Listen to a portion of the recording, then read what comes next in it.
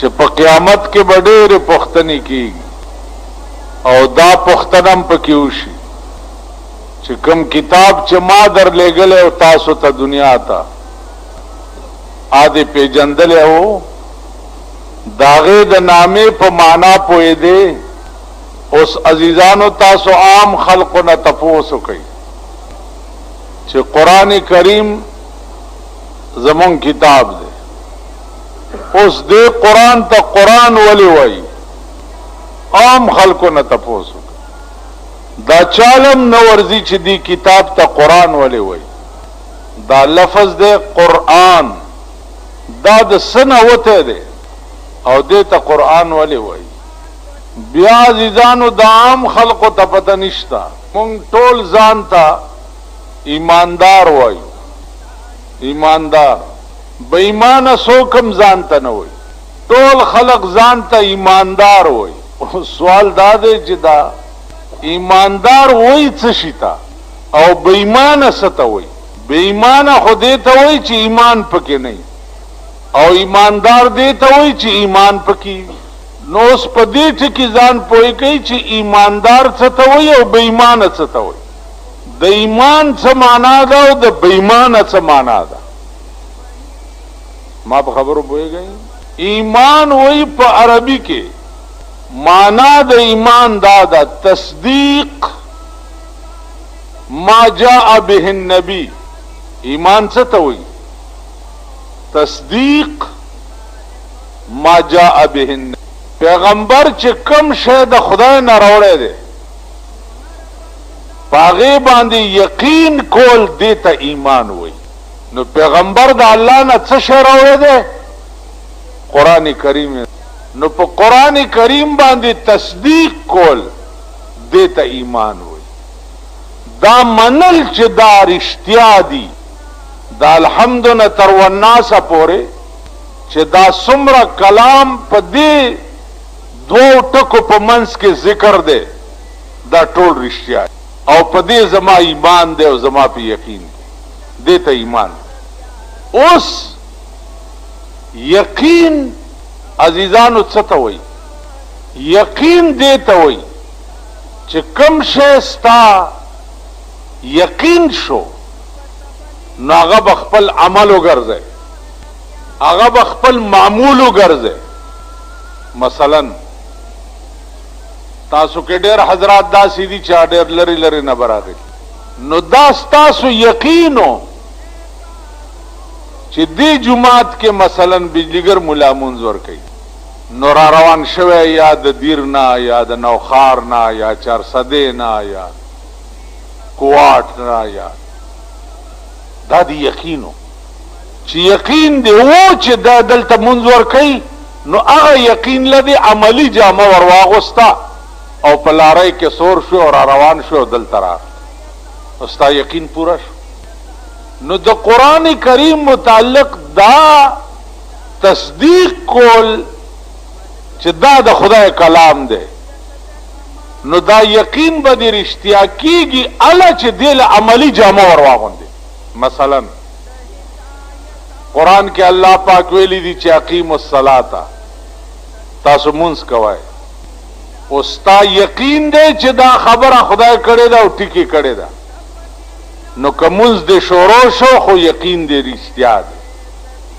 او کنی نو دا ستا یقین درو واتوا الزکاة وصوموا شهر رمضان واتموا الحج والعمرة لله یقین قولوا للناس حسنا خلق سره چې خبرې کوي نو ښې خوږې او مزیدارې خبرې کوه والکاظمین الغیظ والعافین عن الناس غصه در تراله غصه جذب کا یو سړي غلطي کړې ده نو معافې کا اوس کستا دا یقین رښتیايي خدا ستا ایمان چې دا قرآن رښتیا ویلي او کنه قرآن ویلی یو څه او تکه بیا بل څه نو ستا ایمان بیا په دې قرآن نه دی چې ستا ایمان په دې قرآن نه دی نو لا محاله ته بې ایمانه ایماندار چاته وي چې د چا ایمان په قرآن او د چا عمل په قرآن وي، او بے ایمانه چاته وي چې د چا ایمان په قرآن نه او د چا عمل په قرآن، دا بے ایمان. اوس په پاکستان کې ګرځي چې ایماندار څومره دي او بے ایمانه څومره دي، او بیا په پاکستان کې ګرځي دا وګورئ چې منافقان څومره دي. منافق بیا یو بل بلا ته وي، یو ایماندار دی، یو بے ایمانه دی، یو منافق دی. منافق بیا بلا بلا ده، الله دې امان راکړي. منافق دی ته وي چې په زړه یوي او په خوله بلې، په زړه یوي او په خوله بلې، بیا دې ته منافق وي. د دې ترجمه یو بزرگ کړی ده، وہی زبان پہ دین کا ہے غل، زبان پہ دین کا ہے غل اور سر میں کفر کا سودا، زبان پہ دین کا ہے غل اور سر میں کفر کا سودا، چھپائے جا رہی ہیں یا آج کل بت آستینوں میں. وہی په ژبه د اسلام نوم اغستل او په سرونو کې د کفر بازار لګېدلی. په ژبه اسلام اسلام کوي او په سرونو کې د کفر بازار لګېدلی. دا خلق څوک دي؟ چھپائے جا رہی ہیں آج کل بت آستینوں میں. وہی دا هغه د رسول الله د زمانه منافقان دي چې ولاړ به پیغمبر پسې په مانځو او ترخونو کې به بوتان ني. دا هغه منافق. بل یو بزرگ ویلی دي، وہی پخله لا اله پزړه کې ټک د پاسه برګ، پخله لا اله پزړه کې ټک د پاسه برګ، پخله خندا پزړه بې ایمانه مسلمان ولی. بل یو بزرگ وی وی سر د سنډا او سرمن د میخه، د ورځې شیخ او د شپې خورې پردي معلوم. د ورځې شیخ بزرگ نیکی قصړ، د شپې غلی. تاسو اخبار کې وګورئ چرته غل چې مړ کیږي لویه ګیرئ، چرته ډاکو چې مړ کیږي لویه ګیرئ. که دا ولې؟ یو کلي کې مې شپه وه، د شپې 1 بجه وه، بهر راووتو، طالبان را سره وو چې لکه اودس ماته چې ګورم اوس یو سړی دی ورخ بندی د پټي. دا څه کوې؟ ویل دا د پلانی پټی دی، اوبه والا ډېرې لاړې لګي، په دې خپل پټي ور پرېږدم. او دغه سړی د شپې ما تقریر کولو، ما ته مخامخ ناستو، جړلې هم په تقریر. او د شپې ما ولیدو چې پردي پټي ته اوبه بندولې او په خپل پټي ورسمولې. نو هلته مې ورته دا ټکی وکړو، 1 بجه وه، چې سر د سنډا سرمن د میخې، د ورځې شیخ او د شپې خورې پردي معلوم.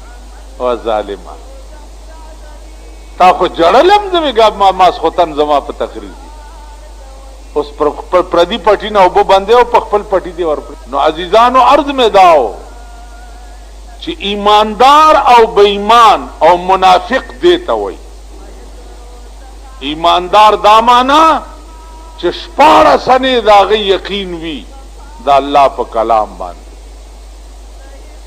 او بې ایمان دا معنا چې په خوله وایي او عمل د قرآن خلافي، دا بې ایمانه دی. او منافق دې ته وایي چې په خوله یوي او پړی بلې، لکه قرآن بیان کړی دی. ومن الناس من یقول آمنا بالله. ډېر د خلقنا الله وی داسې دي چې هغوی وی آمنا بالله وبالیوم الاخر، ما ایمان په خدای هم راوړی دی او ما ایمان په قیامت هم راوړی دی. لیکن الله وی وما هم بمؤمنین، دا مؤمنان نه دي. ګوره دوی دا ظاهري دعوه د اسلام ولی کوي؟ یخادعون الله والذین آمنوا، دوی دوکه ورکوي الله ته، والذین آمنوا هغه خلقو ته چې چا ایمان روړی دی. وما یخدعون، خدای ته دوی چرته دوکه ورکولی شي. دوی په خپل ځام کې دا وایي چې مونږ خدای دوکه کړو او مسلمانان مو هم دوکه کړه. یو به کافر په جبه باسي وایي چې مونږ مسلمانان یو، نو خدای له به هم دوکه ورکو مسلمانان له. نو الله ورته وایي وما یخدعون، دوی خدای چرته دوکه کولی شي الا انفسهم، مگر خپل نفسونه. وما یشعرون، دا بیوقوف دي، دوی له شعور نشته، پوهیږي. دوی دا نه پوهیږي چې الله زما په سینه عالم دی، زما د سینې نه خبر دی، زه خدای له دوکه چرته ورکولی. نو زما عزیزانو نن مونږ منافقان، زمونږ هر ادا د منافقان، هر زمونږ دین صرف په جبه دی، د مرۍ نه ښکته نشته. دغه حدیث دی د جناب رسول الله صلی الله علیه وسلم، فرمایي چې د آخر زمانه اسلام چې دی اب د ارچا په دې جبه وي او د مرۍ نه به ښکته نه وي. د ارچا نن د اسلام نوم ستا په ملک کې نواز شریف هم اغستو، د اسلام نوم ستا په ملک کې غلام اسحاق هم علي، شریعت بلم پاس کو. مونږ چې اوس خبره میدان ته راوستل شروع کړه چې د شریعت بل وضاحت وکړي چې شریعت بل څه ته وایي، نو د خپل تالی سټ مولیان پیدا کړي دي، درباریان. هغه تالی سټ وایي چې دا مولیان د شریعت بل خلاف کوي. اوس الته عوام کالانعام، الله د دې عوامو متعلق ویلي دي چې اولئک کالانعام، دا عوام په شان د چارپای، بل هم عدل، بلکې چارپایو نم زیات دي، گمراه دي، اډو په سم لار نه پوي. سهار راته یو سړي وی پلانې کار مې او پلانی پسې تللی او ما دا دوکه خو تاسو 3 کاله دوکه شوي. ویل بس جی بیا به نه کېږو، مال اوس پې څه کېږي؟ د ور خطیرې اوبه په بیرته نه جاروزي، نه جاروزي 13 ساعت په بیرته. بیا 13 ساعت په مثال مړی د لحد دی، مړی چا دي ژوندي کړي په جړه. اوس په مړي ته جاړه کډه نو ته په جړه را ژوندی کولی شي؟ خو 3 کاله په دې بدبخت قوم تاسو دوکه شو. دا ممبران دی او دا وزیران دی او دا حکومت دی او دا اقتدار دی، تاسو په وخت چې راشي جامو نه بار شي، جامو نه بار شي.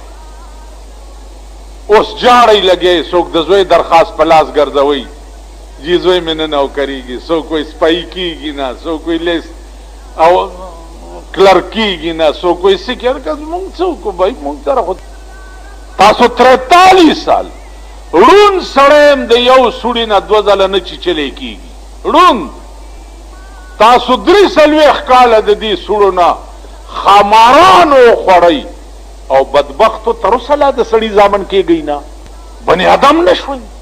نو زما عزیزانو عرض داو چې مونږ منافقان یو، هر چا سره منافقت کوو، دروغ وایو، دروغ وایو، شریعت بل دروغ وایي. وضاحت وکړه شریعت څه ته وایي؟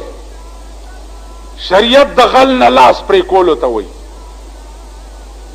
شریعت زناکار سنگسارولو ته وایي، شریعت شرابی په درو وهلو ته وایي، شریعت دې ته وایي. ته د شریعت بل وضاحت وکړه، دروغ ولې وایي؟ تر کومه پورې به ته دا ملک په تیاره کې ساتې؟ که ملک په تیاره کې ساتې نو خدای خو په تیاره کې نشي ساتي. تاسو وګورئ چې دی خدای په پاکستان کې هر یو حکومت سره څه وکړه، وملید